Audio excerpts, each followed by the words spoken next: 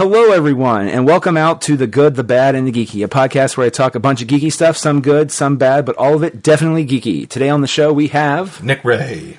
Erik Sternberger. Kyle Jepsen. And we're going to talk about Avengers Endgame with who I kind of consider to be my Marvel Avenger people to talk. We talk Marvel movies about, so this is really cool. Nick, Nick has America's ass. You do have America's ass, sir. This is the first time we've gotten him speechless. Where did that come from? Where did it not, sir? My wife is going to be real happy when I get home with this. So just a little reminder, if you like anything that you hear on the show, please subscribe to us on iTunes or Apple Podcasts, as what they're probably the kids are calling it these days. And you can check out past episodes there or at gbgpodcast.com. And so just FYI, Nick has So Long Stargazer. Check out the website at SoLongStargazer.com. And then you can check out Erik's stuff at ErikSternberger.com. And then you can go to Theater Roulette stuff at madlab.net or the internet. It works. You forgot the HTTP that Josh always does. I don't. Wait, what was it? Whenever Josh does the intros for FFN, he goes, "You can find this out and all the other information at http://madlab.net." Oh god! He does the whole thing. We keep saying, "Just say madlab.net." Oh jeez. I also make jokes on social media occasionally. So, just FYI for those of you who have not been spammed by me yet, there is a Kickstarter for this podcast, and also Opposing Roles, which Erik is a part of. d4k.us/GBGKS is the short link for that if you don't want to type in a bunch of lots of crap. Or there's a link in the show notes. Pretty much it helps funding for both shows, so we can upgrade some equipment. So it's not just 4 people. We can actually get like a whole ton of people in one space and have it be even more crazy. But that's the fun of it. So please check it out. We have some cool things in there. As a matter of fact, we may or may not talk about a possible bonus thing. Could be like a bonus reward or something. At least that's what I'm thinking. Anyway, what it is, listen to find out. And then also we are part of the It's All Been Done Presents network. So check out ibdpresents.com for all the different kinds of shows they have. We have a bunch. We have Nikki Tells You How to Live Your Life. We have this one. We have, and of course, the mothership. It's All Been Done Radio Hour. So that's ibdpresents.com. Finally, our show is sponsored by Audible.com. You can find them at audibletrial.com/goodbadgeeky. We get some cheddar thrown our way. It helps support the show. But then also, you guys get a free audiobook from it. There are over 300,000 titles. I almost said it again. You did it. I did it. It hasn't cut this out. I've messed it up like 3 times. 300,000 titles to choose from. One for every time Nick has screwed up the intro. That is true. Just like Doctor Strange. We're in the end game now, Tony. We are in the end game. We are in the end game now, literally. But there's a tons of, you know what, just go there. Just check it out. It's great. Books. There are books. My brain Thumbs is up. just... Audible. For books you can't read. audibletrial.com/goodbaggy. All right, so as you heard us say earlier, my Avengers have assembled here, and we're going to talk about Endgame. It's the 22nd film in the Marvel Cinematic Universe, and it literally is the final chapter for a lot of our heroes and the journey they've been on. Who is it? Which ones have been impacted? Where do they all end up? We'll talk about this. FYI, it's in our show notes, but a lot of spoilers in this one. We go all over the place with all different things, mostly Marvel-related, but please know that if you're trying to listen to a spoiler-free review, this is the wrong fucking thing. Just FYI. Yeah, so spoilers. Spoilers are important, so if you don't like them, don't listen to this, and maybe pause it. For the whole arc, not just the movie end. Yeah, no, that's and maybe true. some other genres. Yeah, other genres, too, because we kind of go through all of it. This is a huge dissection. And it's Romeo a and huge Juliet both die. Boom! Mic drop.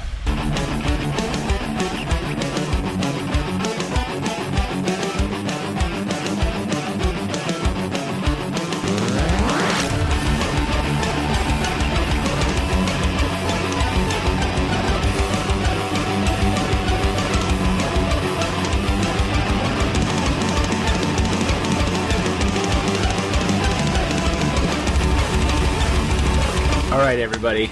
There's a lot to unpack here. It's a very stressful weekend for, I think, all of us. I was fine, but I just dead inside. Yeah.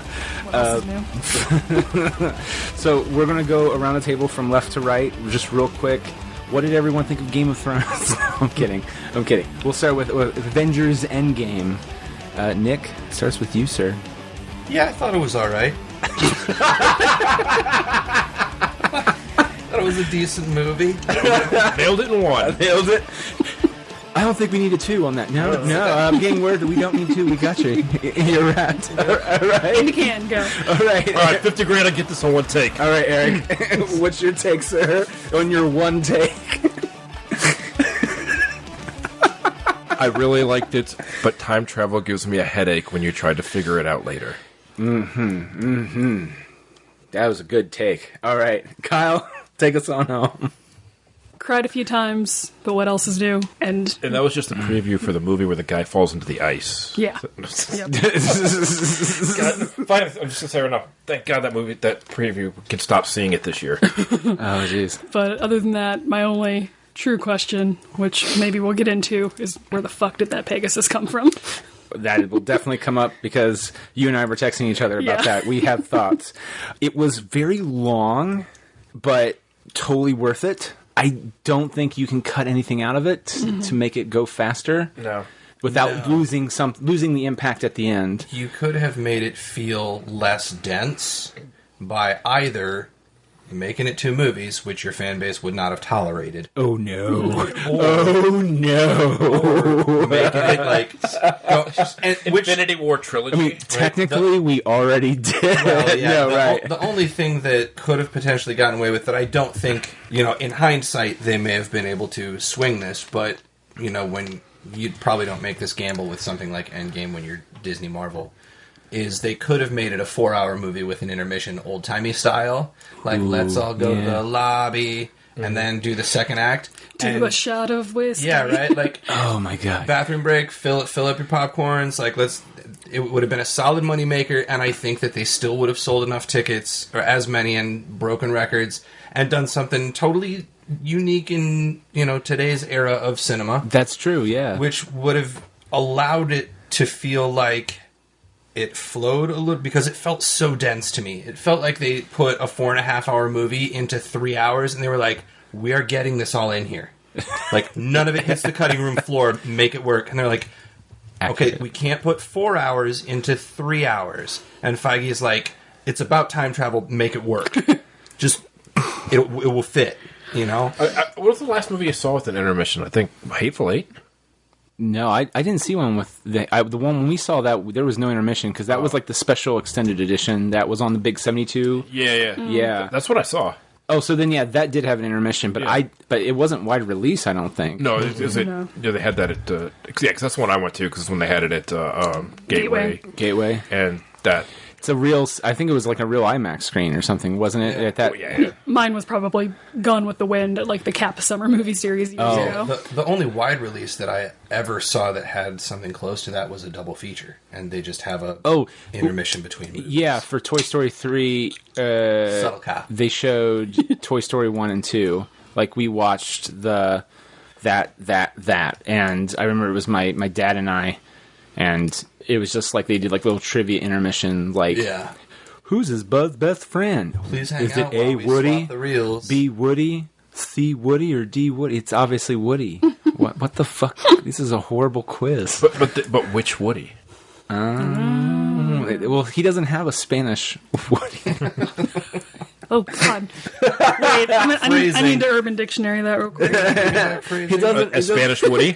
He doesn't. Spanish Woody. Have you seen the Spanish Woody? He's over there. So how long... I mean, I'm excited almost already for the DVD release of this. Oh, God. Yeah. Like, how long's that extended version going to be? I'm I'm looking betting on forward to 4 DVD, plus. because my immediate driving home from the theater, I was talking to my wife about it, and I said all I really want is to be able to watch this again tomorrow in my living room with a rewind button. And I just, because I got done, I was like, I liked it, that was good. But I sure would like to watch it again and again and again to see how I really feel about most of it. Because it all happened so friggin' fast. The thing is, Act 2 is so straightforward. it's granted, it's 4 stories, all going at the same time. At the same time, but they're all Act 2 is so straightforward, which is I think what made the movie a little bit interesting as far as time wise and stuff. But with the first act being essentially PTSD. Mm-hmm. Oh yeah. The second act being time heist, and the third act being war. Yeah. Well, okay, so I just remember when they did the whole 5 years later thing, it was so slow to come up on the screen, and it just said 5. And I was just like, years? Yeah, they were clearly trying to... Later, okay. but by the time it got done, it changed to 6. Oh, Jesus. But I just remember as that happened, I was like, oh, you just felt the pit in your stomach. Did your audience gasp at that? Kinda. But when it got to years, but here's the thing. My brain was already filling it out, and everyone had to be as well, but it's like when they hit years, it was like, everyone in my audience just went... Yeah. We didn't get that moment because someone, when the screen went blank, went, and credits. So the theater kind of broke out into laughter a little bit, which that would have been, that would have made my I will say people, sadistic little soul happy. People gasped when they saw Tony, how horrible he looked when he got off the, what's the new, it's not the Milano anymore. What's it called? The Benatar? I don't know. Yes. It is the Benatar? Yeah. Yeah. Which I would say at this point is officially rocket ship. Yes. The Milano was Star-Lord's. Yeah, Peter's. I had no idea that. I thought the ship was just rebuilt and restructured a little bit because it got the ship blown out of it. Yeah. It's a completely different ship. Anyway, that's a weird aside that when they were like, I'm going to get on my ship, the Benatar, and we're going to do it. I was like, what is it? What? I mean, it's really Peter's ship, but then I was, never mind. That's not important. No, I just, when everyone saw how horrible he looked and he tried to get up and he just looked, I mean, it was, they did what they did to Steve Rogers to Robert Downey Jr. And you're just like, oh, and everyone did, oh. And then he said those fun words to Steve. Yeah, I don't. That was the part that I couldn't figure out why he was so mad. I mean, because he failed too. It wasn't. Well, I think he's holding on to a lot of crap, like because he hasn't really seen Steve since end of Civil War. He's just holding a lot of resentment because he's not entirely wrong. He had a plan to fix this. At the cost of, yes, you're going to lose some of your freedoms. But you know what? We would have been, half of everybody wouldn't have got erased because 3 of those stones were in Manhattan, which would have been protected because it's on Earth. So I told you we could do this. You said no. And he was really mad because he was like, this will work. And Steve straight up said, he's like, if we don't do this, we're going to fail. And Steve was like, well, then we'll fail together. He was like, that's a bullshit mindset. And so he was real mad that they failed.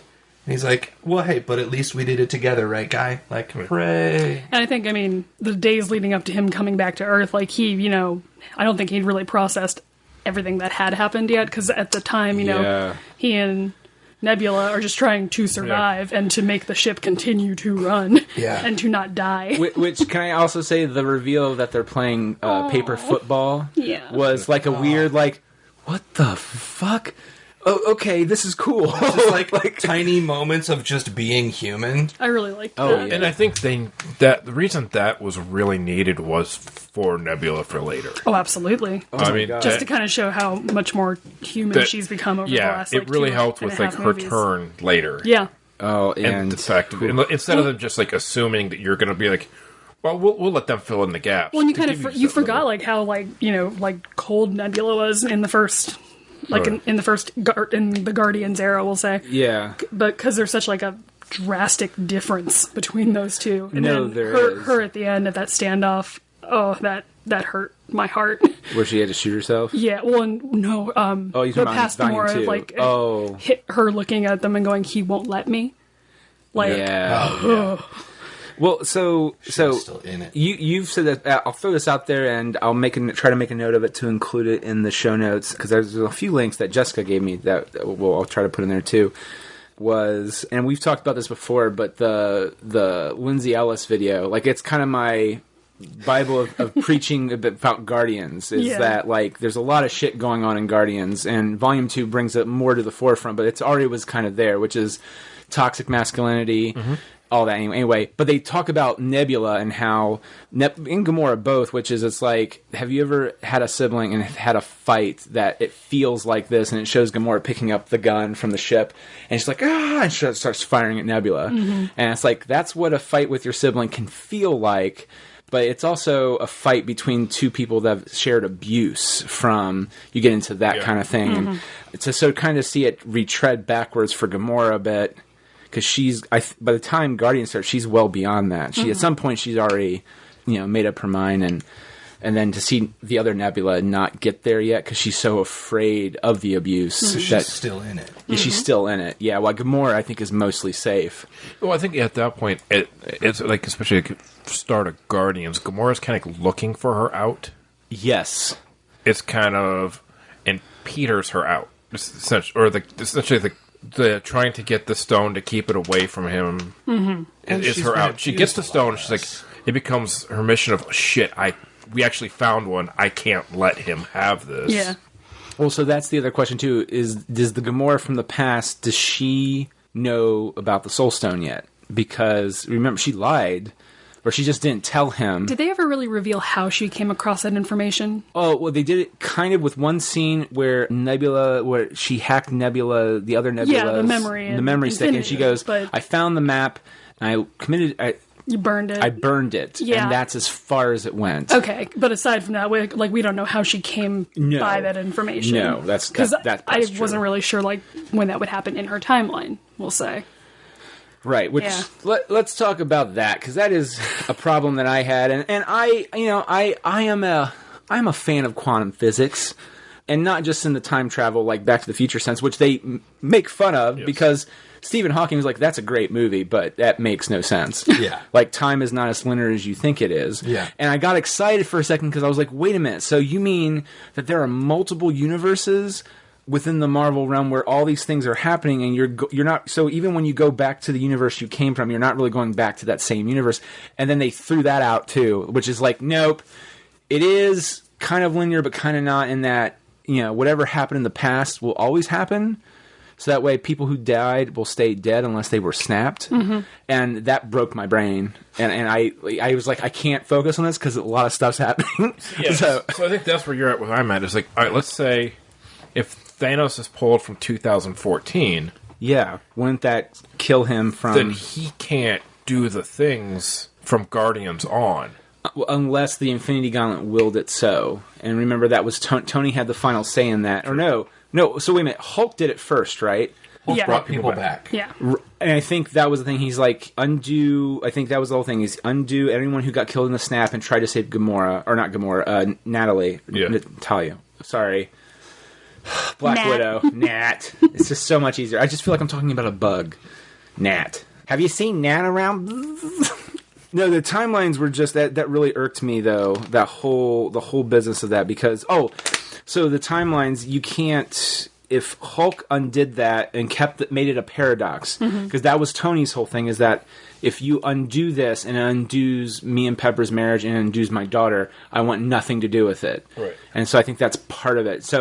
But that's where shit gets weird, because technically by all effects, you could still keep the daughter alive, but Thanos should technically die. In the same instance, that means Vision should still be alive. Right. And amongst all those things. Because if he never collected the stones, then Vision would still have the stone. Which also means Nat, a.k.a. Black Widow, would also be alive as well. And that Loki would still have the Tesseract, which she kind of does now. These are my favorite arguments, because arguing time travel as though it's like mathematics is kind of like arguing about the anatomy of a unicorn like it's a horse. Be like, it would be the same, but it would. But again, you say this. You have no idea. You say this with such accuracy. You say this as your own grandfather. So, I'm my own grandpa. I saw it as more of we're borrowing the stones, but we're going to put them right back at the exact second we took them.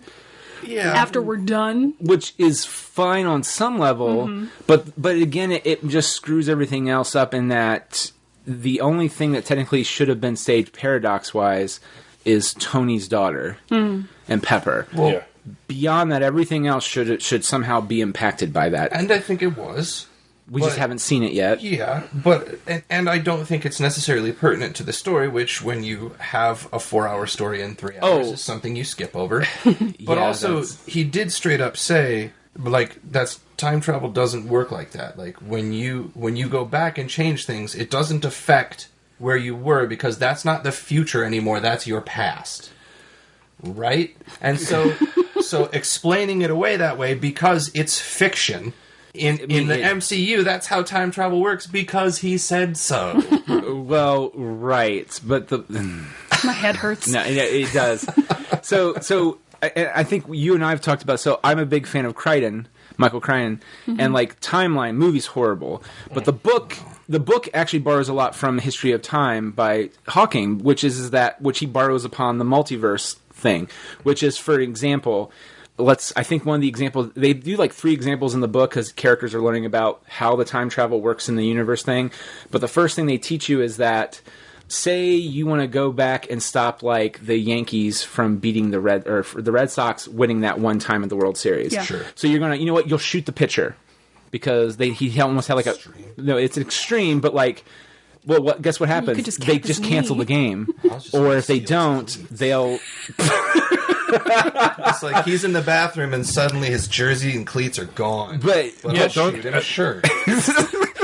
You obviously have not seen Umbrella Academy.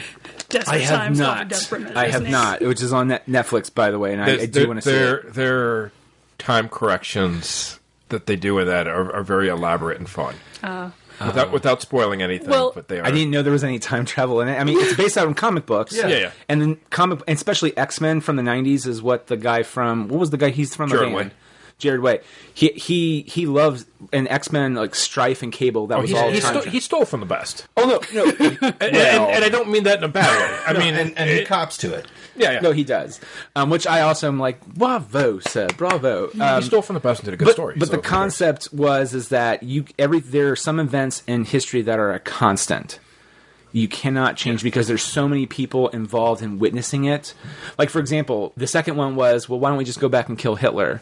The classic Hitler argument, which is, yeah, you kill Hitler, but guess what? Someone else is going to take his place, and he might even be worse. Yeah, in some and way, that example, like, go back and kill baby Thanos. Yeah. It's like, no, right. And that's why I got excited, like, But then they went, and again, I understand it's fiction, but when they actually start talking, the chin as a baby, or I think he might have been really top heavy with the head. Oh God! Wouldn't that be funny? Is His mom's vagina was wrecked. Yeah. Oh my God! Can we, more importantly, talk about how they established the rules of going back in the timeline and how quickly those boys fucked it up in New York? Well, I mean, everyone messed up in some way almost immediately. I mean, but except for Gamora, that wasn't her fault. I will say though, too, Steve recovered nicely. Yeah. And they did a great nod to the comic books, which a lot of people hated. That comic book story was fucking terrible. So in the comic book story.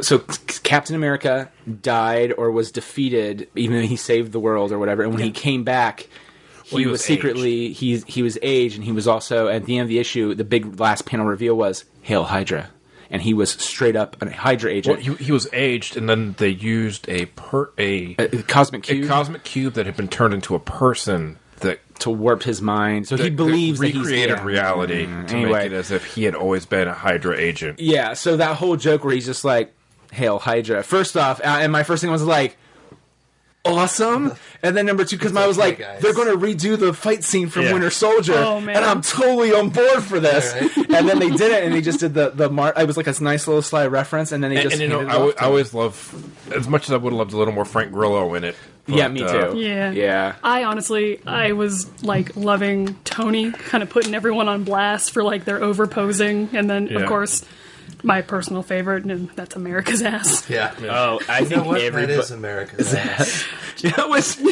First off, Paul Rudd was so great in that, and then to even have Chris Evans be like, I'm sorry, right. that is self-love. Checking out your own ass and being like, you know what? Damn. Yeah. Also, I really like too, and I almost wish that there's a part of me that's glad they didn't use it in the end of the final fight with Thanos, but when Steve past Steve from Avengers, like, I can do this all day. Oh, I know. Like, oh, really? Yeah, I know. Like, it was just so... His doneness with everything was so beautiful. Overall, he was like, oh. And I, of course, I did my rewatch stuff mostly after this movie. Like, I did a lot, like, in between running around for Theater Roulette this past weekend. But, like, watching Captain America again, like, versus Endgame, like, just that that arc. What a foolish little noob. Oh, my God. Yeah. Such a cute beeb. But it was so good. And just the fact that Tony...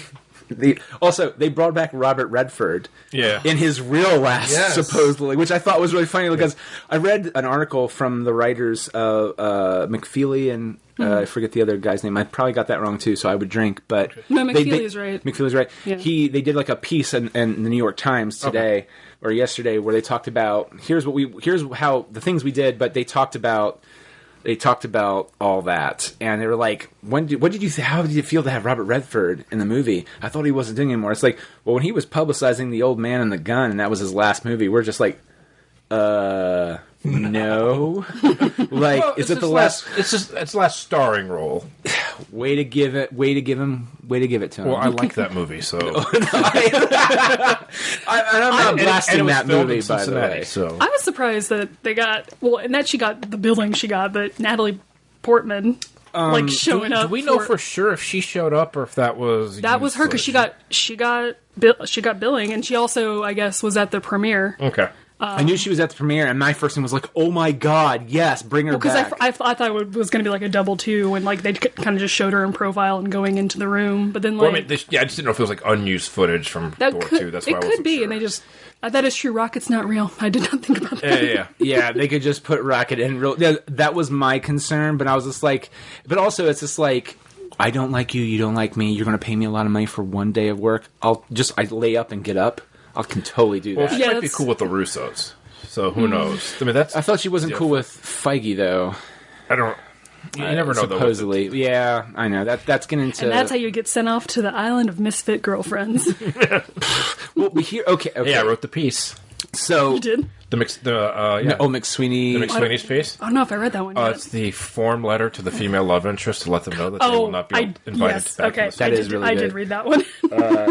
She was one of my inspirations. Also, and I will try to post this in the links too, is he wrote a great piece last week before the movie came out about the entertainment. It's like, as the editor of this entertainment website, I'll be goddamned if there's any journalism done on my watch. Yeah. Okay, so I feel like we've all talked about this before at some point, which is I always, and maybe not just me, maybe you guys did too, but I always called time travel would be involved in some way. But I will say this is the furthest I've gone without going to see a movie and not knowing something. Like, literally, I was completely in the dark through all of it, which was very happy that people respected. Yes. Mostly. Yeah. Well, I always like to take the Casey May approach, like where he does not watch previews, he does not read anything. I can't do that. I like to watch the first one. He and Keith are both like they're insane about it. Like respect, because I don't have that level of commitment. And I want to watch. I'm like, what's coming out soon? What am I gonna? Oh, did you see the trailer? I always like to see the teaser. Mm-hmm. I always like the teaser when the real trailers start. Mm-hmm. I try to pull back. See, I like it's hard. That's so hard. Because I had to watch that Star Wars trailer. Well, I mean, yeah, but I can't watch the trailer now. My thing was I went and saw Captain Marvel with my mom on Easter because I hadn't gotten a chance to see Praise it yet. Jeebus, yeah. Brag. Captain Marvel. And it was also Lennox does assigned seating now, and it's weird with that stadium. And that place is bleak. But yeah, anyway, aside. But while we were in there, they played previews for Endgame and then for Spider-Man Far From Home. And I was like, I mean, everyone knew to an extent, but I was also like, It does. Although, here's the thing I'll say, and I didn't think so beforehand, but I'm starting to fall in with the people that think Spider-Man might be a pre-snap. Like the bus ride home is him coming back from Europe. Well, because the bus ride home was a field trip to MoMA. They say that in Infinity War. Or maybe, but just in the fact that, like, I don't know, it might be like a week beforehand or something. I don't know, but like the fact that it is his whole class from school. And if it's 5 years later, it should only be like half of them. And it should be half of a new class. Can I incept for a second? No, go ahead. That's my question. Yep, yep. Do they just continue on with high school, but with like... Yeah. 50% new people. I mean, everyone's resume is going to have a 5 gap year. Oh my god! It'll just be like That's 2000. such a good point. 2000. What? Explain this to me. Where 20. It's what like, were you doing? The vanished. hard thing is like They come back. Math standards have changed a fucking again. This is my buddy. This is my best friend Dave. We started high school freshman year together. He's 23 now, and I'm 18. But he can buy us beer. it's cool. Like, you guys need anything? Like, he's gonna go in the carryout for us. Oh my god, this is so funny. Like, all your friends who didn't get snapped. Yeah, I do like that are idea now though. 5 years old. Imagine On if, your boyfriend resume. or girlfriend, and they show back up 5 years later. And then you're that creepy 20-something dating a high schooler. Well, okay. Well, in that aspect, the guy probably would take her back. But like, if you're Wah, wah. a girl, you're probably not taking a guy back that's 5 years younger. Oh my god! I mean, Man. I'm just saying. The guys were like, "Oh shit, I got a young one." So that I mean, I know, sorry. that's Or your wife, your husband. I mean, still say that. no, it is. It's so. Yeah, that was. I mean, and they showed that when Scott Lang came back and his daughter's all like a high school I know kid. a lot Is that of the people. same actress? Sorry. No. I Oh, don't, it wasn't? They recast. yeah, they Oh, that does make sense because Ant-Man and Wasp Yeah. just came out, didn't Yeah. it? Yeah, but I will say that makes me very well. I know, like Matt Schlichting, who we all know, he said and theorized, like when they showed the trailer, like he was like, "That better be fucking Kate Bishop who becomes the second Hawkeye," and I was just like exciting because he heard that she got cast as something. Or there was an older actress cast for her, and then when I saw him, I was like, nope, that's Cassie. What is just as good, though, because she becomes her own kind of hero. Well, and, I mean, they are doing the Kate Bishop Disney Plus series They are. with Renner, yeah. Yeah, so... He did call his daughter Hawkeye when she hit the bullseye. Yes. Right? I also kind of wondered if the daughter from Marvel was going to show back up as an adult. yeah. Oh, that would be... Well, I didn't see her. There was a nod she to would be that an as well. adult. But there was also Monica? the nod to like a lot of the next generation of Avengers. There were so many nods, and my favorite one is New Iron Man because it was so subtle. Oh, that made me cry. Did it? I was like, did. wait, Because it took me a minute because it lingered just long enough, and I'm like, who? the camera pauses for just long enough as they're going through everybody in the funeral, and there's boy. one kid standing by himself that the camera pauses before it pans back to the porch. oh, from Iron Man 3. Yes. I think... I really hope that kid... And it's the same actor. Yes. Yeah, Yeah. because It's he's him. naturally... Which so my wife was just like, whatever his who name was is. that? It took me a minute too. Oh yeah, Yeah. like it, because it was very apparent that everyone there had a purpose for being there. They Yes. had a connection. It wasn't just like they superhuman, were enhanced human. Come on out. Like, There was someone. I mean, there was a coordinator like going, "Okay, people, here's what I need. Gonna group Right together." side over here." Yeah, right. 100%. I was like, what Matt- is with the weird spread of these people? Yeah, they were. Except to allow a camera to Well, walk through. that's Like, and that was... No that's one would actually stand like kind that of at one of my memorial. problems with the third act. As awesome and as action packed as that third act was, it was like also somehow all these moments were specifically engineered in the middle of the fight Yeah. just to have them. Oh, Just to have just them. too well so placed. they Like, shot it supposedly, but they talked about in that New York Times article where there was like I think a good 6-minute conversation of here's what we're going to do. We're going to do this. We're going to do that. But it's like there's this massive battle. It makes no sense to even have that. And I was just but like, even still, it's like the they're like in the trench. And I put them as essentially they are like the posing the comic book moments, and I feel like it was a great movie up until the last third, and the last third was very much a comic book movie, fan service. which had a lot of a lot of fist pump moments, a lot of funs that that fucking hit you right in the chest, or hitching the heart, hitching the brain, one way or another, but so much that was like splash page of a comic book. Like suddenly it's like battle. So it's like I need to take this there. Who's coming with me? You turn the page. It's a splash panel of every female Avenger. Although I will state I am down for Peter Parker and all of his new lesbian. Oh yeah.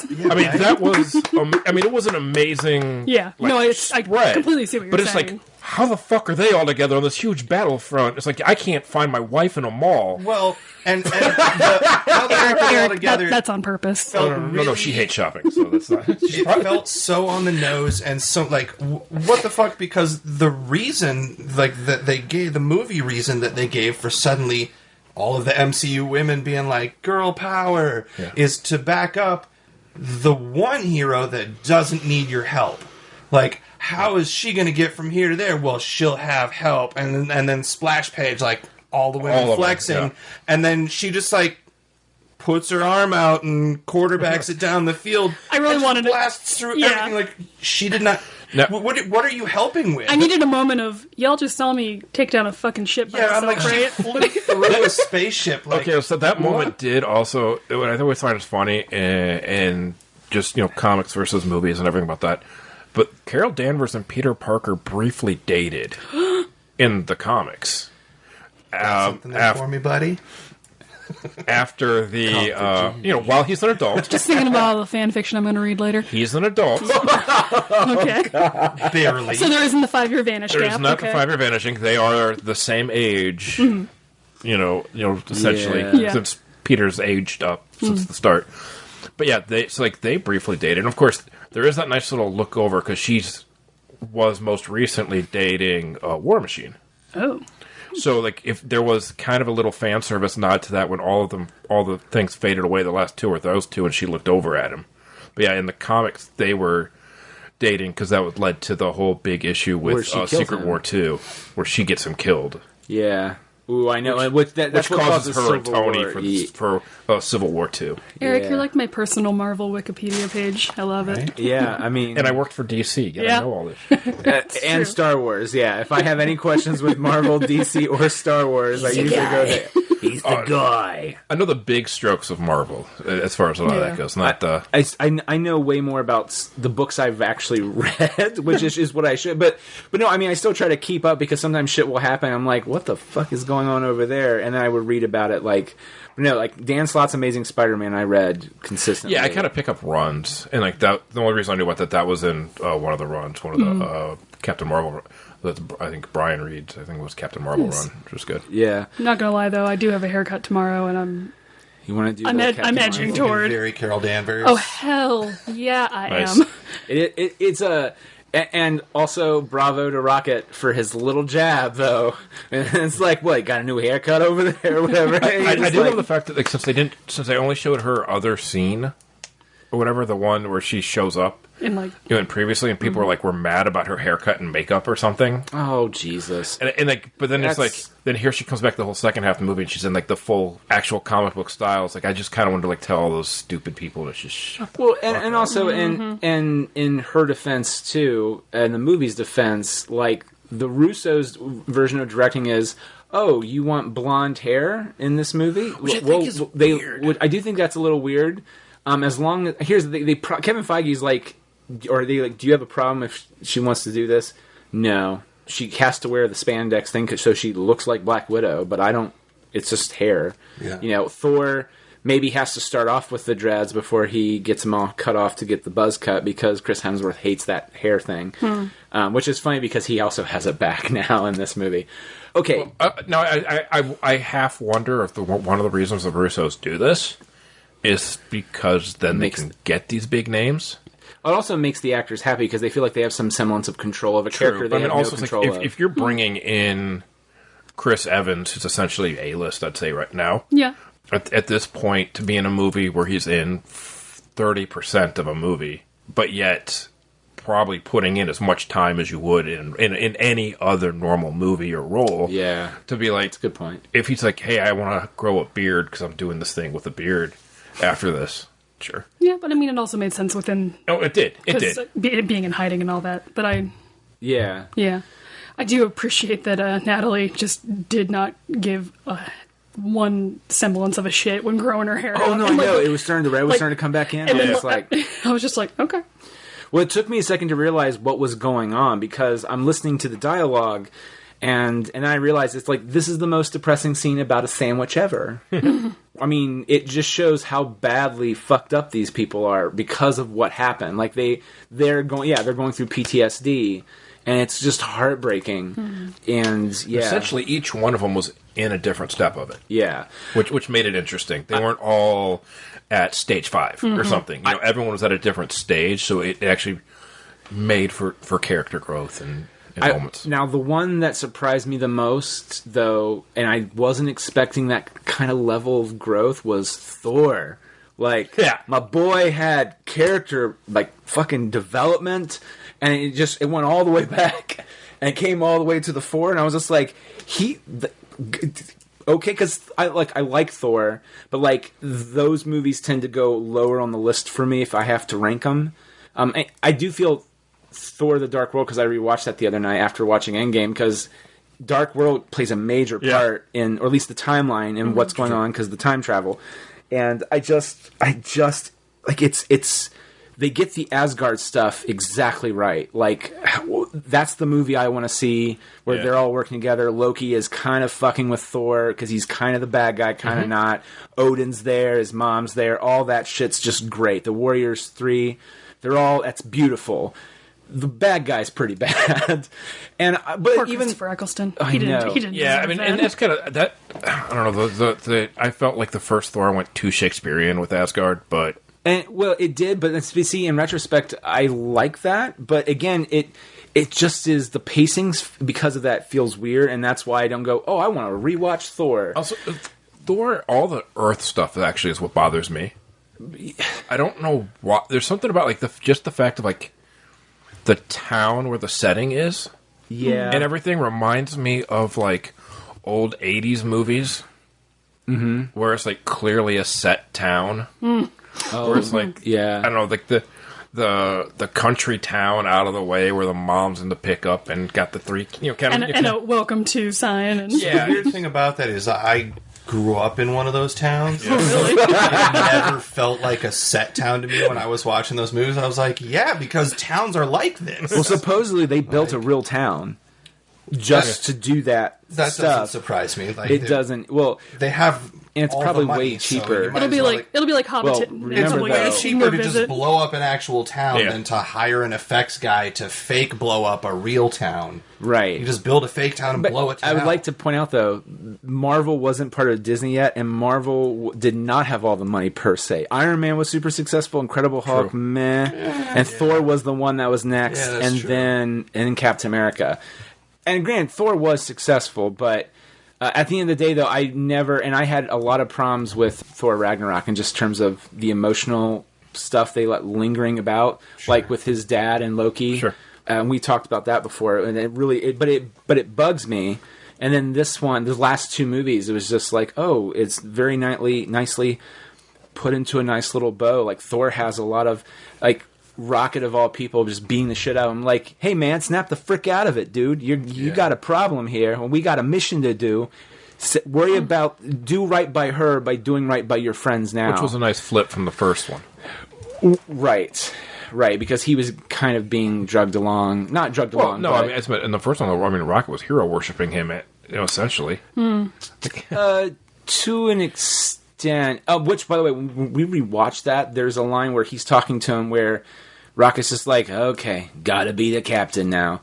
So, buddy, what's wrong with you? Yeah. And it's like, well, I've lost my brother, I've lost my mother, I've lost all my people, and I'm very mad. Well, why don't you? And now I'm going to kill Thanos. And then the way the conversation ends, though, which is more heartbreaking, which is my wife and I started crying when we were watching it. Was it's just like, well, come on, little rabbit, we shall kill Thanos together, or whatever. Yeah. Don't you want to do that? He's like, well, yeah, but I have people to lose, too. And it's like, and you lose them.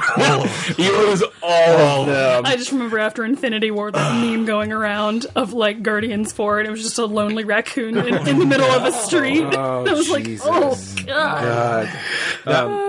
I was kind of going back a little bit on Loki. Yes. We're talking Thor. It's okay. Love it. I'm assuming this is going to be his Disney Plus series. I hope. I mean, because he essentially is escaping currently with the Tesseract. Right. And we know it, I believe, because we talked about it on Captain Marvel, it ends up back in the throne room for Ragnarok, correct? Yes. Yes. Because that's where he gets it from. So that fills in the gap of how Loki got in, how it eventually ends back at Asgard. Is now we know Loki has it. But, okay. But that timeline was negated by it being returned. It wasn't returned. That's right. They get it from 1970. No, it was returned, though. The Tesseract was returned hold on. to At the end of the Avengers, they both are holding it. So when he goes back at the end, so the beginning of Thor Dark World, you don't see it, but like he's dropping off Loki and he's going off to fix all the damage Loki did by creating the problems in the seven whatever realms. Right. Realms. But thank you.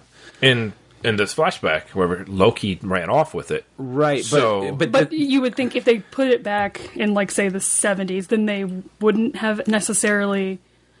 Well, no, because then because didn't Shield give it to not Danvers but Marvel? Sorry, it's the I'm doing the shape of the thing from like a wave. The that Tilda Swinton did. That Tilda Swinton does. Oh my god! And then it goes shooting through This your away. basement. So the branch of Loki taking the Tesseract and bamfing out of there.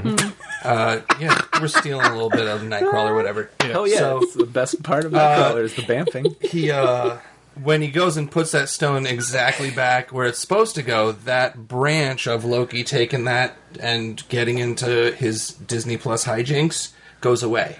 Except when does he put it back? Captain America already did that.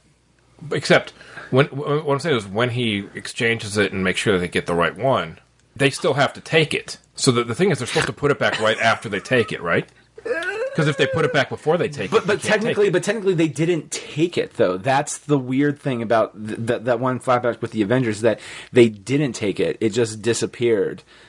Now, Grant, Loki has it, right? Yeah. So But that's what I'm saying. I'm wondering if the Disney Plus series is going to be Disney's. Oh, because that's not the one he put back. Yeah, Right. Because that's not the one he took. They had to Exactly. go get a different one that they put back. Right. oh, I'm with you. Yeah. Now. Now you're Okay. starting to They had to go, they went to the 70s, Because not they 20. effed up so Right. bad and lost it 2012, because whenever. Loki took it, and so the one that they took that he put back was the one in the basement where Stark's dad. Unless Steve, So they have no idea what to go back and fix at that time. So the Disney Plus series could be basically Loki not being dead anymore in a parallel universe. because he's escaped with this. Hijinks with Loki. Unless Steve went undercover and went to 2012. Well, let's see. So now you see what I mean? Yeah. So that could be that's the loophole that gets Loki back into the universe. Can I just say though that all of us figuring out what the hell you were trying to say was just like that one guy during the hula hoop scene in Hudsucker Proxy, where it's like he's sitting there drunk the whole time, and then he just wakes up and he goes, "Fellas, I got it." like, that's all of us though. That was all of us. Like, it's Although just like, I did read a theory Okay. from Infinity War that Loki actually did fake his own death, like that he duplicated. Because something about how normally he holds his knives in his right hand and this one was in his left, and it was like a mirror image or something. That was one when the first Infinity War came out. That was a big theory. Yeah. Yeah, but that's also just because there are a lot of Tom Hiddleston stands. Oh yeah. That is true. There was a great clip someone posted and build up to it. Do you know which one I'm going to say? No. Where it's just like, what do you feel about all these girls that say they would love to get on their knees for your... I'm going to mess this up. Kneel. I'm going to kneel before you. And then the reporter right next to him is like, oh, I don't need any of that. I'll kneel before you right now. And he's just like, mm-hmm. Like, it's just like, oh, really? Like this is awkward. What was your favorite part about playing? What are you going to miss most about playing Loki? Oh, getting everyone to kneel. Like getting everyone to kneel in front of me. She goes, "I'll kneel for now." And he was like, Tom Hiddleston has some kind of BDSM dungeon in his basement, and you cannot convince me otherwise. Yeah. He got off on that so much. When it comes to theories, though, I tell you the one as I'll keep with my run of like I pitched Thor 4 after we saw Ragnarok. Yeah. Is you know what I want is Captain America: The Last Avenger. Ooh. That's a much longer arc.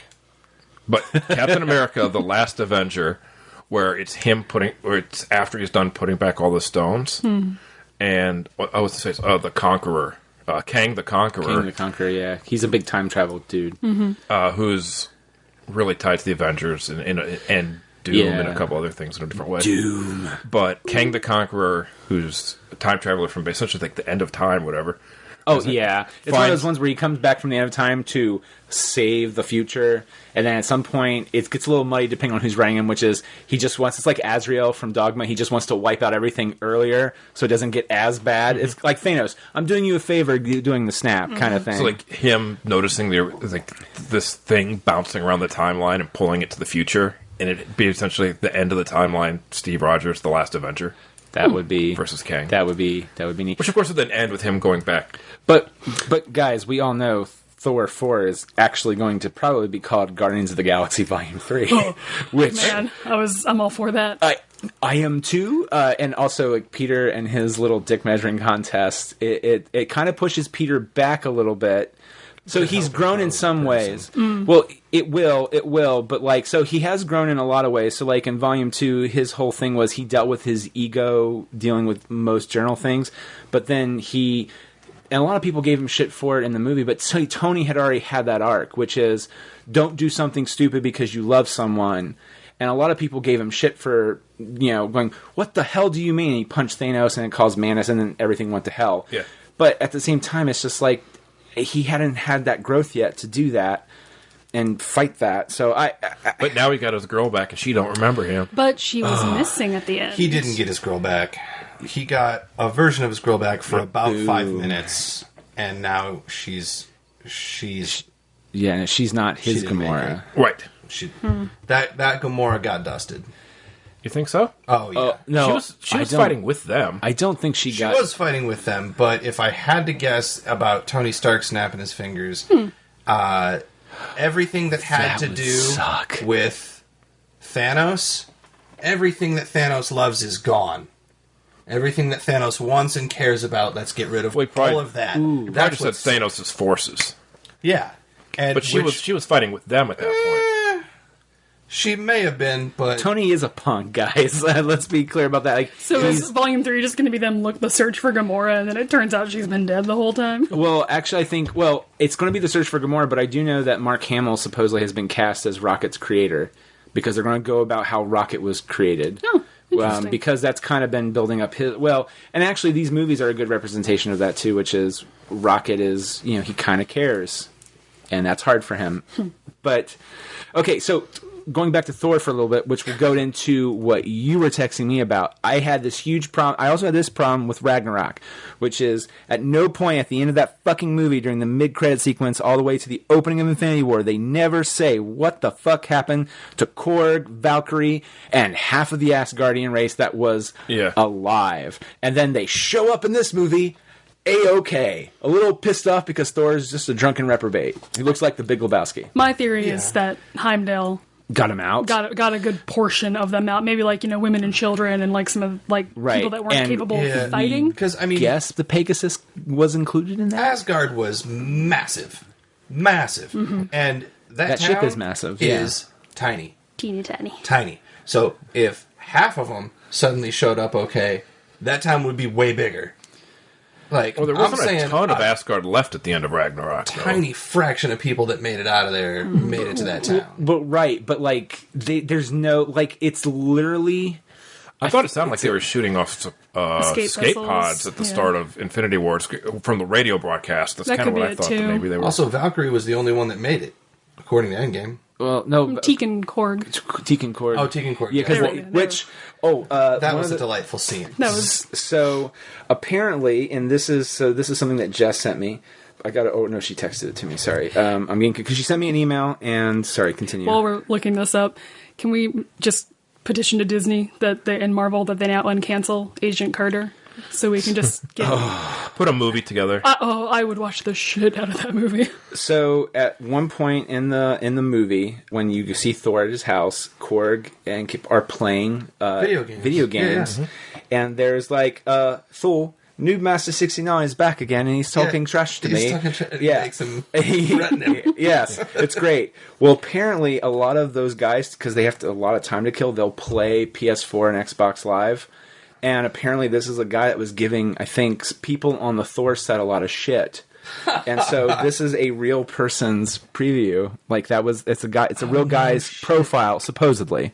What game? Well, it didn't say the game. It's his actual profile online.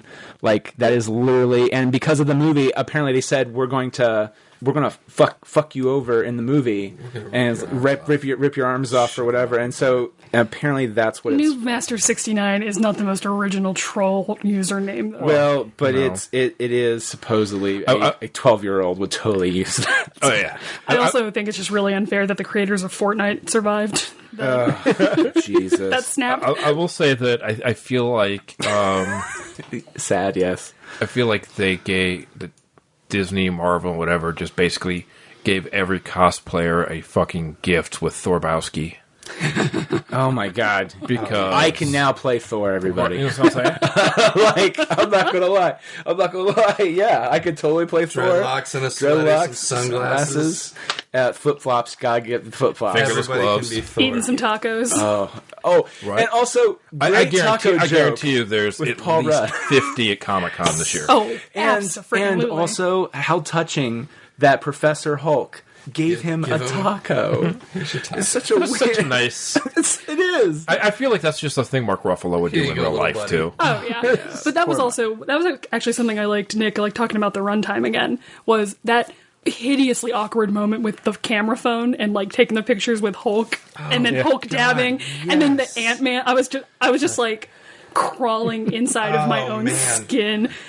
And the weird part was like they stretched out scenes like that to like have the moments of like just the person and like, oh, that's a little uncomfortable, or like, oh, that's so nice, and then other ones were just like, so I solved time travel anyways, and like, you're like, well, wait, what? Like, they're like, we're gonna have a super long awkward moment with selfies and nobody knowing who Ant-Man is, and then like, and Hulk dabbing. also we developed matching uniforms for everybody. Hopefully, Hulk, that awkward Hulk dabbing scene stops every news anchor from thinking they should. Like, God, yeah. Well, can I also say in the flashback of where they go to Avengers Tower, so Stark Tower, I had no clue. I loved the payoff of Hulk. It's like, whoa, what are you doing, buddy? Weight limit. Yeah. What are you thinking? Occupancy. Hulk hates stairs.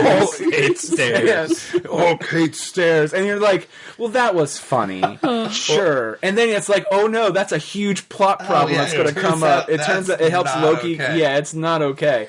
Which, it's such a weird little... I will say this, though, because the movie was so long, we were able to get in 2 community cameos. The Russo brothers, man, they gunned for that. I don't know about Senor Chang's. That one was a little distracting. That was a little distracting, but I'm still okay with it. The whole audience, even like at that point, reacted to that. Oh, they did. They laughed at ours. They were just like, but they also kind of half chuckled when Joe Russo showed up in the PTSD meeting with Captain America. He was the guy that was talking on like, The first openly gay character in the Marvel Cinematic Universe. Fuck's sake.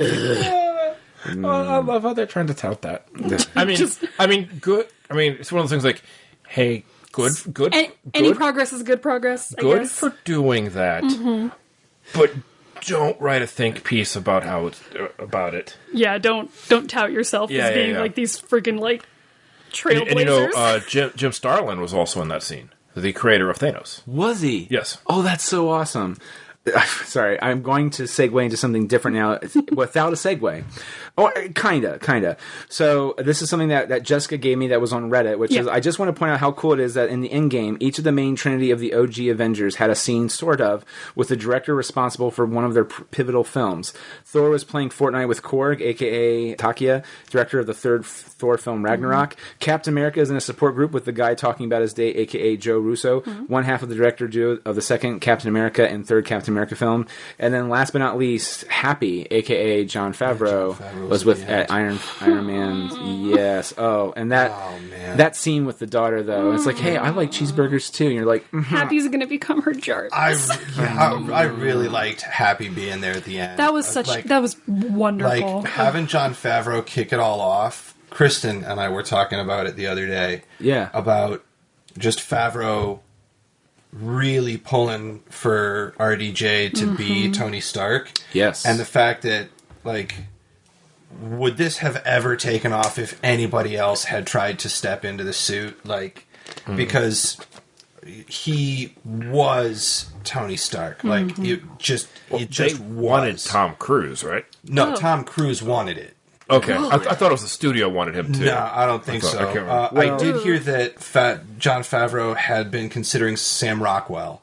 Tom Cruise talked to the studio and wanted it. Okay. And then they asked Robert Downey Jr. to come in and screen test. He showed up as Tony Stark, and they were like, "Oh, well, cool. Well, yeah, great. That's well." But I remember even once they wanted to cast him, there was an issue of because he hadn't been proven because he's had problems before. He had done what had he done up to like his comeback to that point was like a couple Kiss indie Kiss Bang flicks. Bang, which was great. Kiss Kiss Bang Bang was Before awesome. that, that was what made Favreau want him, like from his performance in that movie. Was U.S. Marshals around that time before Kiss Kiss Bang Bang? Yeah, I think it was. Yeah. Okay, so and honestly, he's not bad in that. He's actually pretty good. He's good in everything he's in, even when he's drugged up. But well, I think that's why they negotiated it. That's the funny thing is because didn't they negotiate his contract the way they did because they weren't sure about him, so he took percentage instead of upfront,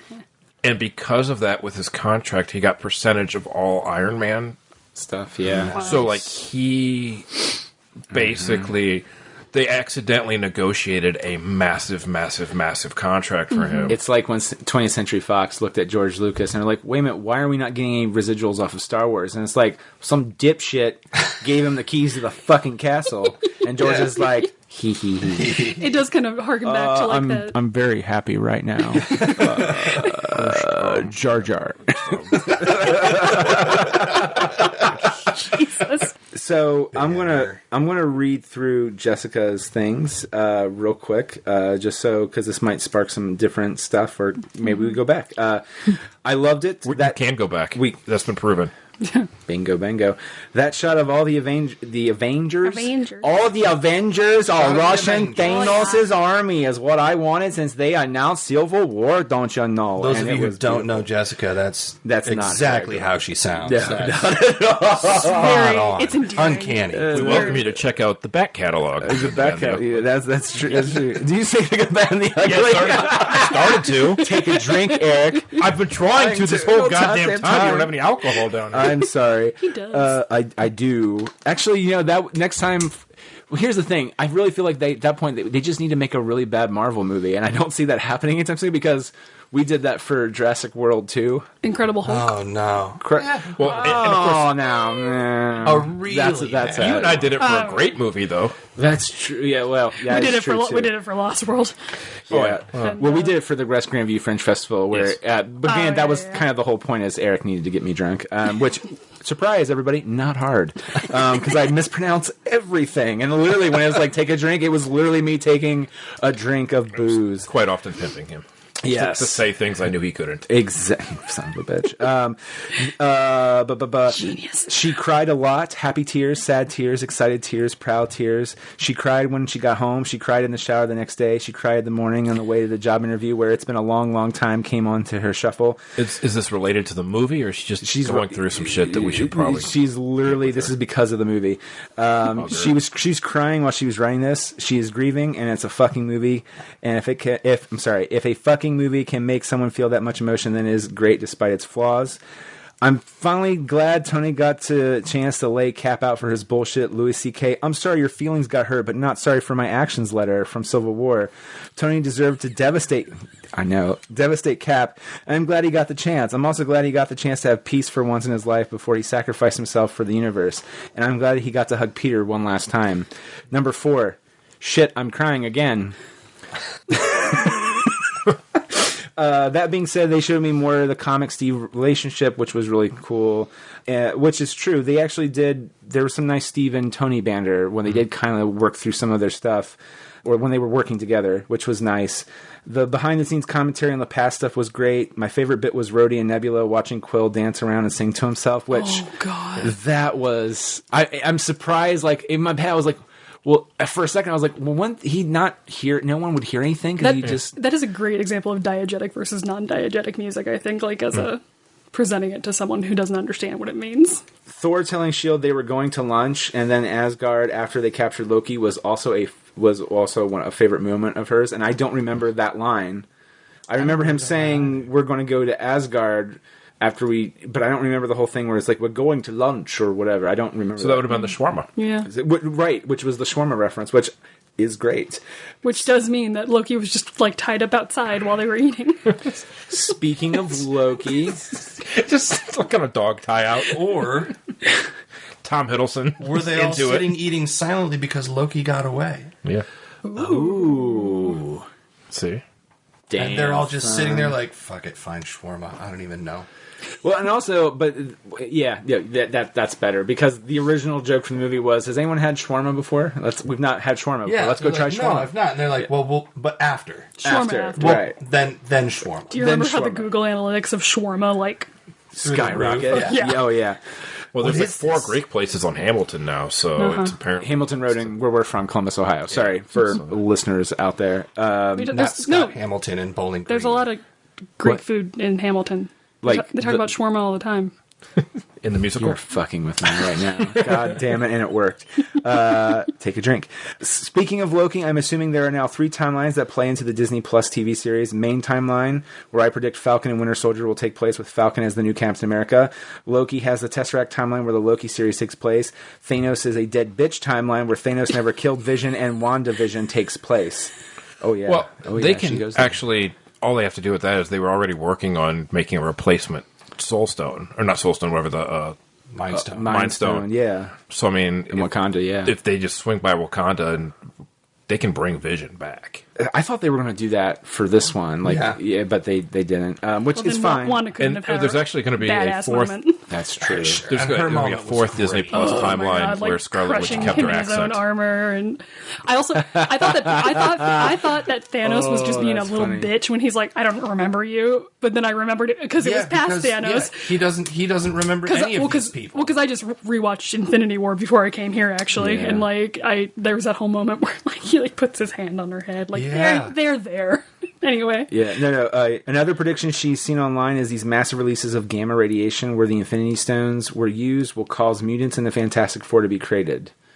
I could get behind that, Interesting. as so could she. Chris Evans comes back into the Fantastic Four franchise. Oh, yes. I keep occasionally I'm okay with that. I thought he was good. sending Feige my Fantastic Four I do spec on think Twitter. I did see I that. keep trying to get that to him. YouTuber Dan Olson did a thing on Fantastic, and he called it Fanforstic, and I like lost my mind for about 3 minutes. Why didn't Nat have a wreath too? She deserved it. Tony could not have made a sacrifice if she hadn't made hers. She finally wiped out the red in her ledger. Well, they did the thing at the pier. Right, but She didn't have anyone else in her life. Banner through a bench. Yeah. Yeah. That was her wreath. That's now a memorial bench. It's a memorial bench as it shatters in the forest. Well, we think it's the forest. We're not really sure. He kicked it pretty high up. But do you hear It it? could be the parking lot of the Avengers building on the other side of those trees. Yeah. That is Cut to a after credit scene, and it's Happy going out to his car, and beep beep. There's a bench stuck in the middle of it. Oh, now this is fascinating, and I don't remember this per se, but why does the Marvel Universe, after the first Ant-Man, pretend Scott is dumb? He has a PhD in electrical engineering or something. Is it that he's actually dumb, or that he's smart for a regular guy and can't compare the geniuses like Tony and Hank? Probably that. And, well, yeah, but, I mean, I forgot that he had a PhD, but, I mean, he just went into crime. I completely just... And then, and the last she'll say, and I'll throw it out here because I agree with it. All the asshole men who were like, I don't dislike Captain Marvel because she's the woman. It's just, I don't know if she's going to fit in Endgame. They made her so OP, she's going to take out Thanos by herself. And that's a slap in the face to everything we built over the last 11 years. Like, come the fuck on, her words. I almost threw my empty popcorn bucket at someone on the way out of the theater who said, and I fucking quote, at least Captain Marvel smiled more in this movie. And said I saw it for passively aggressively talking to my friend loudly as possible. I was like, oh, she fucking smiled more in this movie, huh? Because that's so fucking important. Oh, I was my. was it Gail Simone who changed her Twitter name to "The Punisher Should Smile More." Oh, yeah. That's great. And to me, like that just says everything. That's really good. The Punisher should smile more. And she gave me these links, and I'll put these in the show notes, where it's a video that shows the full circle feeling she recommends watching for the Avengers, and then she has a link for all the Easter eggs in the movie. One thing she said with Tony Stark at the end, I'll throw this out here. I'm totally fine with the I am Iron Man, but I felt like it almost should have been I'm Tony Stark. When he snaps. I thought it was perfect because it was such a callback to the beginning. Oh, yeah. That book It was ends. a wonderful book. And that's why I'm fine with it as a bookend, but I almost feel like as a character, like, it's like, I'm Tony Stark. I am Iron Man. Yeah. I don't know. I'm fine with it either way, but it was something I was kind of like, I wonder if they went back and forth, if it was always. If it was always that. Well, I do know in the interview with the writers, they did say initially Thor didn't go back to the Lost World. It was actually Rocket and Tony went back, which I thought that was really fucking weird. Weird choice. And Tony was the one getting into weird hijinks where he was running into Jane or whatever. I don't know. It's weird. It was. Then you wouldn't have had that precious scene with Renee Thor. Russo. I know, and his mom, with which was Mom? good closure. That was so good. It's like you always need your mother. And It like was- when she called it right out the gate, I was like, oh my God. What'd you do to your eye? She's like, So good. Oh, I know. Yeah, like the years haven't been kind to I you. feel like that kind of like, that oh, took away God. all of the hurt from when Like- they fridged her. Mom, I need a hug. yeah. I was like, oh man. and yeah, that was And his like, I'm still worthy moment. Like, Yes. When Okay. he gets his hammer back. Yeah. Yeah. Now let's talk about the hammer, because we have not talked about the fucking awesomeness I of Captain knew America it. Being grabbing. worthy. Oh yeah, but here's the thing: I find it so. So my wife was just like, "Wasn't there a part of the movie where he tried to grab it and it didn't move, but it did?" And I was like, "Yeah, Age of Ultron." So we went to that moment Yeah. and just watched it. budges. And And it scoots. budges a little bit, and Thor's like, Yeah, and Thor's still like, Yeah, like, he's it like moves, he's like OG Thor, so he's very much like, and then it does move, and he's like, oh, this okay, can't we're happen. good. Yeah. yeah, we're good. But I find it interesting because she was just like, well, why? How could he move it? Because he wasn't worthy then. I was like, because Steve has grown so much Yeah. more, and in that moment, he truly is worthy to. Good budget. Well, and it also shows how much Thor has grown, Yes, because he was very much like, no, don't move my hammer like an Ultron, and then here he was so excited. well, except for he was just like, you have the tiny one, Yeah. I have the big one. When they end up swapping, he's like, That no, was- give me that one. You get the little. It's still about size. Yeah. Which But I mean, he also reactivated a dying star to get that axe. that's true. He totally deserves Stormbreaker, but it still was just funny. Like, oh, Thor has really come along. Well, yeah, but Yeah. he's still mostly come along. But that's the Little humor bitty of it. baby steps. And that's and He'll get there. he'll get in there. Guardians 3. He's gonna have to get a lot of steps in on that ship to get that beer Yeah. belly out of there. Oh my god!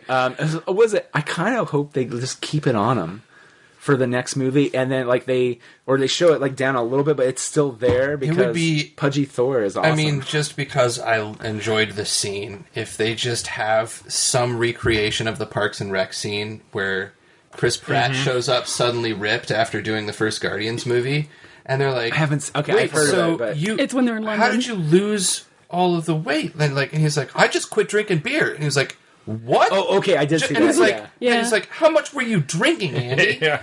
Because he dropped 35 pounds. He's like, just quit drinking beer, and that's all I did.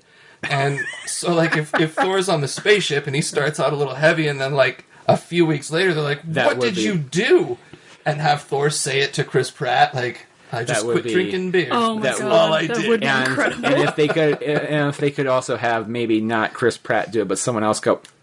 Like, dude, you guys can't see this in listening, but it's that meme that everyone had the post of when they're shocked or surprised of Chris Pratt from Parks and Andy. The oh snap moment. Oh Yeah, the snap! Andy. Oh, Yeah, I just think that would.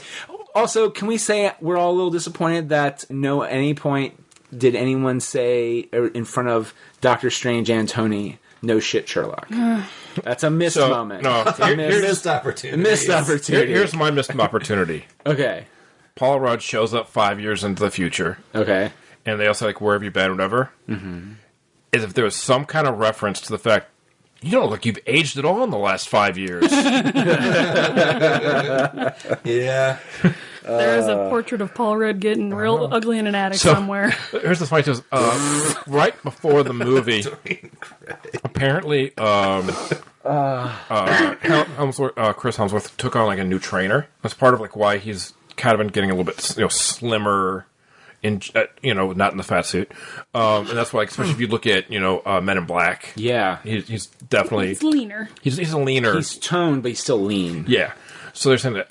So there's this big article about how he had a new trainer and who got him on like this vegan diet for all the training because his other brother's been on it, and so the Hemsworth brothers. Yeah.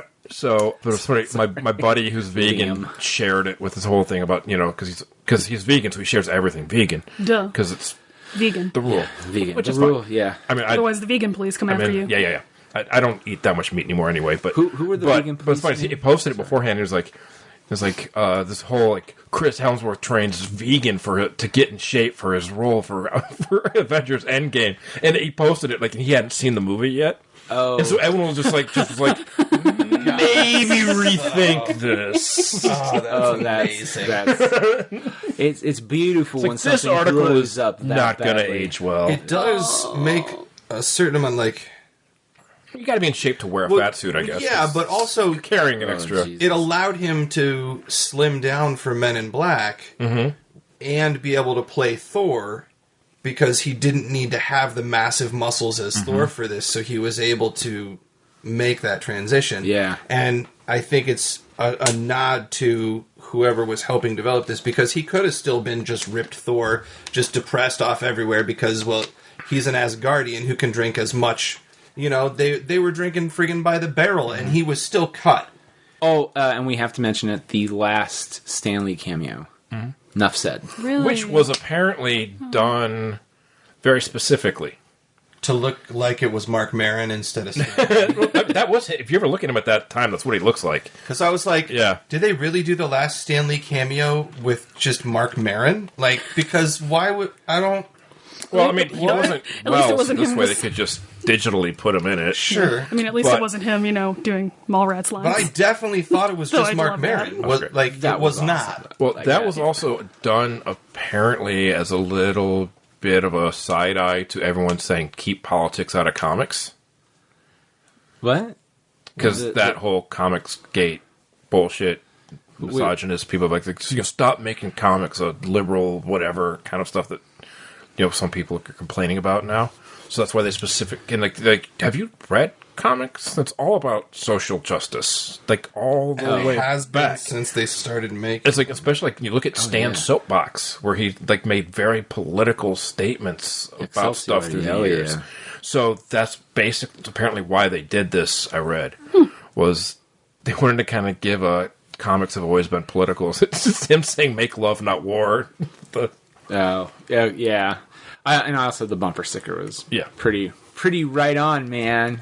I did love Yvette Nicole Brown talking about Tony Stark's hippie beard. Yeah. Too, I in the love 70s. her. I love her so much. And of course, perfect pitch casting as her as a nosy coworker. I will say though, Nick, given that he only had 3 minutes of screen time, Tom Holland got the waterworks going for me. Oh my god! Man. How many times did you guys cry at all? Oh, and if so, how many times? I have to think about it. I did not. No. I welled up a couple times. And a couple times it was. I mean, it was like when he finally said "Avengers Assemble." I kind of like had like the twin sons chill that that I get. No, I didn't. I got a lot of times when like sad things happen, I get this weird thing where my jaw hurts. Like it clenches? Yeah, well, but like my teeth don't. Just the muscles up in front of my earlobes. I know what you're talking about. That happens it gets to me really sometimes. tight, and I'm like, and it feels like it's hollow right there. Yeah, but and like it's filling up, and you can't. The more it hurts, the sadder the thing is, and I'm like, man. I'm in a lot of pain right now. Yeah, like the emotional pain just becomes physical pain in the sides of my face, and I'm like, wow, that's interesting manifestation. Tragic. And so I didn't cry at all, but that definitely happened, especially with the Tony thing at the end. But when you were talking about the Avengers Assemble, I was so mad at my theater. Like, I love going to opening weekend shows because you can usually count on like at least a smattering of like fans. You know, Yeah. like you got fans in there. They're like, those credits come up, and you're like, yeah, and it was dead silent. Like the way that if you were in a theater full of fans, the way that your theater sounded after Pepper told Tony he could rest, that sound, that was how my theater sounded the whole time. The whole movie. Things would happen and it was just like I'm like, oh, and like it was loud because I was the only one that did it. And I was That sucks. I'm cool. sorry, man, because that Cap makes it taking the hammer, Avengers Assemble. Oh, my yes, God. there was so many moments that I on was your like, left? On your left? On your left got me going. The one I welled up a lot. Did you get everybody? That one got another cheer from mine. Yeah, the single solitary tear came when Tony died. Like, and it was and him saying Pep and just her going like, "You can rest now. We'll be okay." Like, we're okay. I was like, well, and can I also say too that for a death scene. So here's the thing: in comic books and even movies, the big death scene has like they say that one last line. Like the exact opposite, comic book wise, was when they kill Peter off in the Ultimate books. He has that great thing. He's like, "Well, I did the one thing I couldn't do before with Uncle Ben. I saved you, and that's all that matters." And then he dies, and you're just like, "Oh, he saved Aunt May and Mary Jane," and oh God, and you just start crying. And this one, it was the exact opposite. He doesn't say anything. He just is. It's just all visual with the eyes. He's just like, he was just too broken to talk. well, he mutters Pep. Yeah. Like, just then that was it. But that's what I'm saying. Like Yeah. that, I feel like it's a very real death. Yeah. Okay. Yeah. I see what you. Yeah. Sorry. Yeah. Like it didn't feel staged. It just felt like a very like. The only other death I've seen in a movie, I mean any movie, it's also a comic book, is just because it reminds me, sad me. It reminds me of like one of my grandparents passing is Uncle Ben getting shot in the first Spider-Man by Raimi. Just the whole like Peter, and he's just like he's not really looking at anybody. Like it's just it felt it was the same thing. It's like a very real death. Yeah. And granted, they go the different direction where he has the last lines or whatever with him, but and then it's more calling off names and just looking for someone to be with him as he slowly fades out. But damn. Yeah, I very much liked how Peter kind of freaked out and was like, oh yeah, right up in there, and it's like, buddy, like this is not your moment. Yeah, That got this me is going. not your moment. Like Yeah. somebody come and take this kid because and she did in a very nice way. yes, Yeah. like they got him and they were like, Well, and then because Rhodey took him aside. yeah, Rhodey was like, So hey, he buddy, was there, like, we and- need to, yeah. and that I thought was really well executed. Oh yeah. As far as like you're broken, but it needs to like. Dude's on the clock. Like his wife Gotta needs move to. this along. Yeah, I thought that part was really real. I'm really sorry that your audience did not. They They sucked. weren't engaged. Yeah, Yeah, because and like at the sad part, there was They should have smiled more. I wish my audience would have smiled more. Damn it. Jesus. It was so after Tony died, like right after Pep said he could rest, and it's just dead. Like people are holding their breath. And there's one lady, like, one row back from me, all the way on the wall, just, like, full snot, tears, like, sobbing. Mm-hmm. Just, I'm like, oh, man. Like, It's funny, though, how, like, the reaction to this one, like, him dying, I think everyone knew it was final. yeah. And the same with Black Widow. But it reminded me of, like, seeing at the end of Infinity War, just the shock of everybody at once and how audiences reacted. Oh yeah. Just what happened. Of like, everyone like, no, nothing was building. My favorite one of that, though, is I did see that opening night, Yeah. was some lady, and in the back, like, when Black Panther vanished, just Me too. yelling out, "Oh, not today, Satan!" Oh no, yours is better. Apparently, I saw on Twitter someone like when that moment happened with Tony, someone like in the back of their theater went, "Yo, fuck this movie." No, so my audience was actually so like when Tony was holding on Thanos, and then he just flipped Tony away, and he was like smiled, and then snapped. Whole audience just went like that, and then nothing happened, and then he was like. And then The stones are gone. The stones Yeah. are gone, and the audience lost it because then they saw it going on, and they were like, and you heard everyone go, "You no!" Like it was so great. Everyone's like ready to cheer that Thanos wasn't going to do it, but then But they're also realized terrified. the Wanda was realization just was, like, about to happen. fuck You're him. like, yeah. And then because they did that, and then he just goes, "I am Iron Man," and then he snaps, and the audience lost it, and then the sadness started. But one last thing we'll do before we wrap it up, period, is when they talk about the eruption in the Atlantic Ocean. I think that's Namor. They're setting up Namor, the submariner. Well, the next movie is Thank you. What, The Hands of Kung Fu? Well, And the Elementals. oh, And- you mean it's like in Yeah, Next production. phase of Marvel, yeah. yeah, but yes, they have both of those have directors, but no casts yet. Yes. So they're a year away at least from another Marvel movie. But there's been rumors for a while that when they got Spider-Man and Daredevil back, they also, and Ghost Rider, they also got Namor back Yes, they as did. well. Yeah, right. So that's because Universal had Namor. and now they just need to get Hulk back. Now we've had this conversation before. Hulk's fine being in other people's movies. Yes.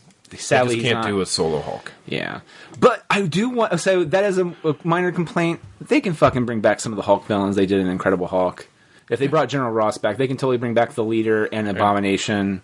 Whatever. Anyway, that was the one last thing I was like a neat little Easter egg that it could be. And of course, it's like, well, what do we do with the earthquake? It's like, we do nothing. It's an earthquake in the bottom of the Atlantic Ocean. I was like, Yeah. But foreshadowing, Namor hates Wakanda. And they fight all the time. So it's like, well, maybe you should have checked it out. Well, Namor hates everybody. Well, yeah, that's true, too. He's a kind of a dick. All right. So final thoughts around good and bad this time. Or any bad thoughts? Because it's mostly been positive for the most part. We've been picking apart the time travel stuff. But anything that we just did not... I think it's been a pretty solid 50-50 conversation. Like, these No, are it the has. things that frustrated me about the movie, and these are the things that were good, which is why I opened with what I'll close with. It was all right. So did I set any Man, you said expectations he too took that shit high full on circle. Facebook? That's his. Because I did am post, I was Iron Man. like, wow. Nick's I amazing. am Iron Man is it was all right. It was all right. It was all right. Fair enough. He's his own it Marvel was- universe. It was good. I thought,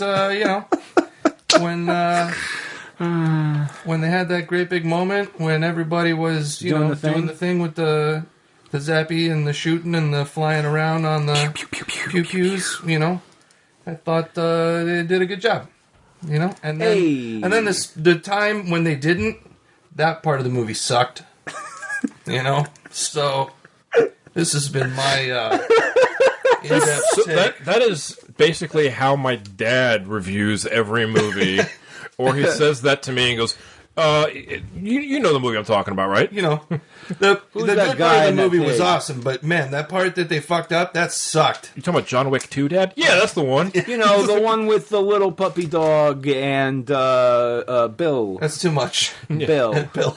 And Bill. In the movie with that guy with the beard and a gun, the guy with the beard, Yeah. I'm gonna with the pitch movie. Dadcast, Dad movie reviews. There you go. I would totally sponsor that. this. Oh my god. I would do that.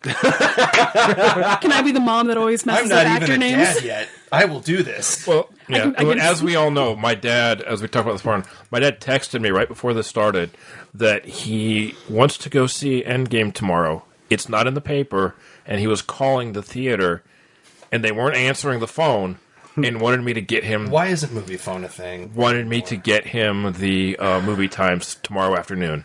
That's true. So I That's totally just went to the app, took a screenshot, and sent it to him. There's a lost art You're a to good son. there's a lost art to the whole thing of looking up times in the newspaper, calling the theater, making sure. I just remember that was a big thing when I did that first when I was a Spider-Man kid. came out. I would call a theater and be like, trying when to are get a date tickets at age available for 14. pre-sale? Yeah. Because even back then you could at least call and or at least reserve them to pick them up there or whatever. And even now it's just like, no, just do I remember clickety it clickety like, clack. can you hold 2 tickets? So my thoughts on the movie. Yes, taking it back.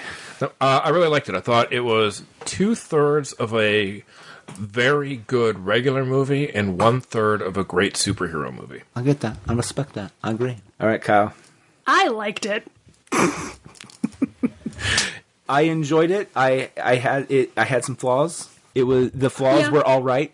I guess we didn't hit on my flaw of where the hell did Valkyrie get that Pegasus? No, that does bother me, and that's a general complaint I had during Infinity War, which is where the fuck did everyone go? It makes no sense. And like in my head, I can retcon it that like Pegasus Ranch. Maybe she like smuggled one on the ship. Yeah. Because that's how she rose. Didn't deter my enjoyment of the movie. Oh, no, or seeing it that didn't. Valkyrie survived. But she had 5 years. If I had to nitpick something, that was like something quite that. True. And they're smart. I bet they could like silence. Yeah, she had 5 years. She could have gone to the Pegasus planet. Yeah, the realm. It's probably a realm. Pegasus is. That's very true. One of the That's 9. True. Maybe it was a new one. They could have just rip the wings off, like onto a horse. That's not how. That was dark. That's for a movie prop, not for the actual story. Sure. I don't know if that makes it better or worse. It's both. But I also like Eric's comment. I was like, well, that's not how that works. like that's it's not. Well, it reminds me of that one experiment from MST3K where it's like, I fused the butt of a cat to the butt of a dog.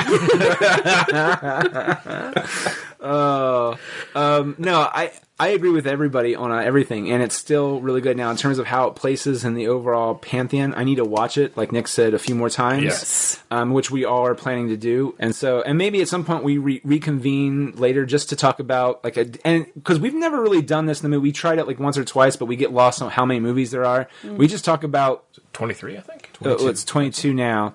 Spider-Man will be 23, but just talk about where we place everything up to, like, at least do the first major phase of the Marvel universe. You got a gap. Are you talking about a bonus episode? Maybe not. We're not going to record it right now, obviously. No. But yeah, that's good. Actually, yeah. So yeah. So anyway, that's all I have. You guys have anything else you want to mention real quick, or? I have a Night of Theater Roulette opening on May 9th. Fantastic. Some fantastic actors in it who have also been on this podcast. That is correct. We have a new album coming out this year.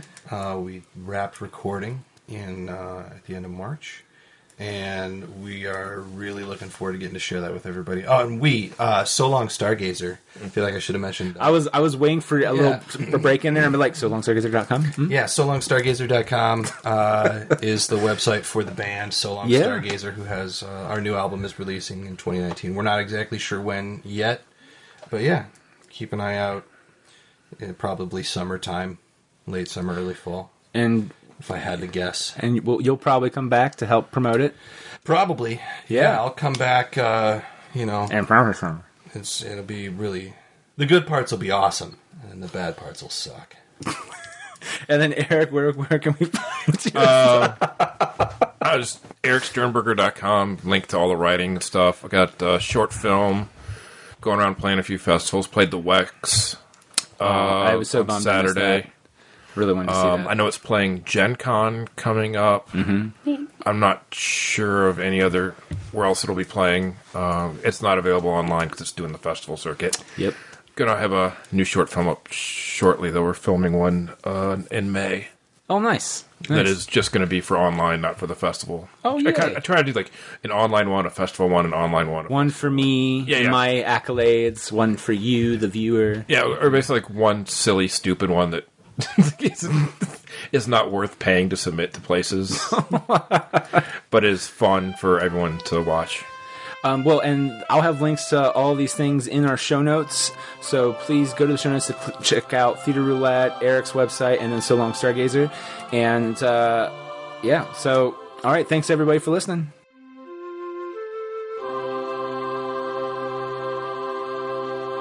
Get out of here without cheese! You're a creep! Go away! We're having a good time until you showed up, cheapers! Go have some coffee with cream or something! Because I'll tell you something! This is a happy place!